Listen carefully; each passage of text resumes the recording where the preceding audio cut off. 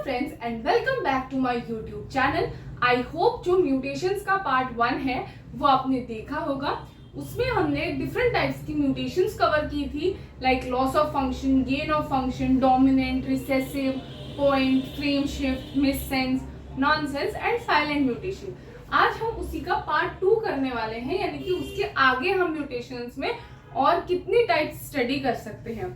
Also there is an announcement that I have launched my own Telegram channel, तो उसका link मैं आपको description box में दे दूंगी, तो आप वहां से जाके वो ग्रुप ज्वाइन कर सकते हो किसी भी life science entrance exam preparation के लिए या फिर अपडेट के लिए। So let's start. सबसे पहले there is somatic versus germinal mutation. So what is a somatic mutation? ऐसी कोई भी म्यूटेशन जो आपके सोमैटिक सेल में होती है। Now what is a somatic cell? आपके बॉडी में जो भी जर्म सेल्स के अलावा सेल्स हैं, these are somatic in nature, जो कि आगे पास ऑन नहीं होते हैं। तो ऐसे म्यूटेशन जो कि सोमैटिक सेल में हो, that is a somatic mutation. While germinal mutation वो होती है जो कि एक जर्म सेल में होती है। अब क्योंकि ये जर्म सेल्स में हुई है और जर्म सेल्स पेरेंट्स से ऑफस्प्रिंग में पास ऑन होते हैं, इसलिए ये म्यूटेशंस भी आगे कैरी ऑन होती हैं। तो this is an important thing. Next is forward, back and reverse mutation.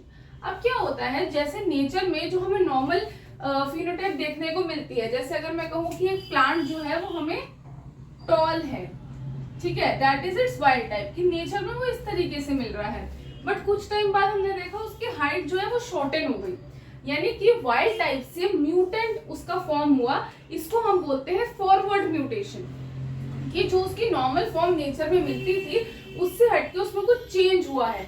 यही अगर म्यूटेंट से वाइल्ड टाइप रिस्टोर करना है, उसे हम कहेंगे बैक या रिवर्स म्यूटेशन। ना दोनों में डिफरेंस क्या है?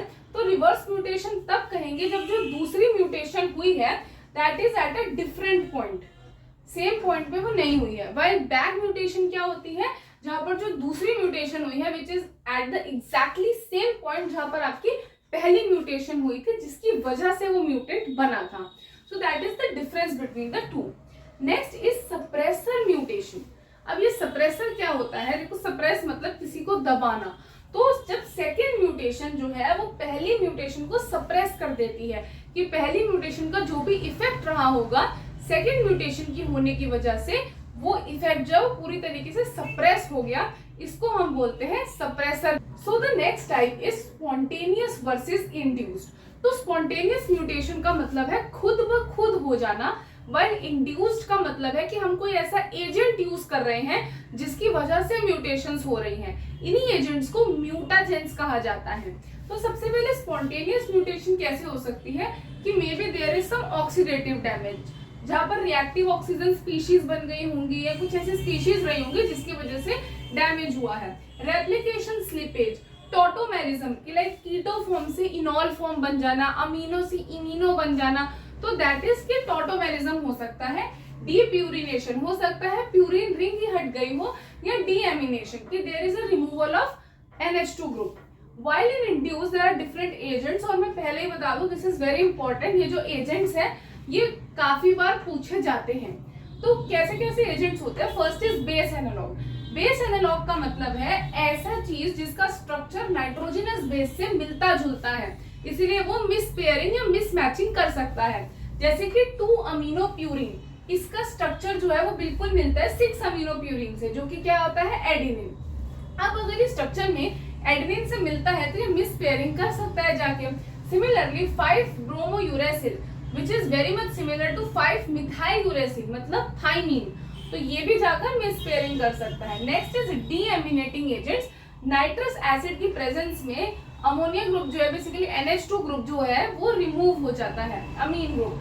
तो क्या होता है, एडेनिन से बन जाता है हाइपोजैंथिन, ग्वानिन के डीएमिनेशन से बनता है जैंथिन, साइटोसिन की डीएमिनेशन से बनता है यूरेसिल, एंड 5 मिथाइल साइटोसिन के डीएमिनेशन से बनता है thymine. This is an important chart जो कि आपको मैचिंग में आ सकता है। Next is hydroxylation. कभी कभी hydroxyl group that is OH group जो है वो डोनेट कर देता है hydroxylamine that is NH2OH।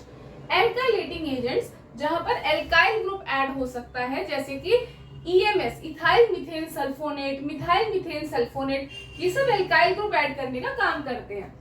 Next is intercalating agents. Intercalating का मतलब होता है जो अपने आप को डीएनए स्ट्रैंड में इस तरीके से इंटरकैलेट कर सके, उसके अंदर जो है वो बाइंड कर जाते हैं। They bind to generally double stranded DNA. जैसे कि आपका ETBR, इथिडियम ब्रोमाइड, आपने जरूर इसको एग्रोस जेल में यूज किया होगा। ये हम इसीलिए यूज करते हैं क्योंकि एक इंटरकैलेटिंग एजेंट है और हमें फ्लोरोसेंस देता है, पर वहीं पर this is a big carcinogen, that is cancer causing agent. Proflavin, acridine orange, ये सब इंटरकैलेटिंग एजेंट्स होते हैं। सो स्पॉन्टेनियस इज समथिंग जो खुद हो रही है, इंड्यूस्ड, जिसके आप एक म्यूटाजेन दे रहे हैं उसकी वजह से हो रही है। So these are the chemicals जिनकी वजह से हो सकती है। बट ये जो म्यूटेशन है this can also be caused by the physical agents, physical agents like ionising radiations and non ionising radiations. तो आयनाइजिंग रेडिएशंस का जो एग्जांपल है वो होता है एक्सरे, जो बेसिकली आपके स्किन के डीपर लेयर तक जा सकती है।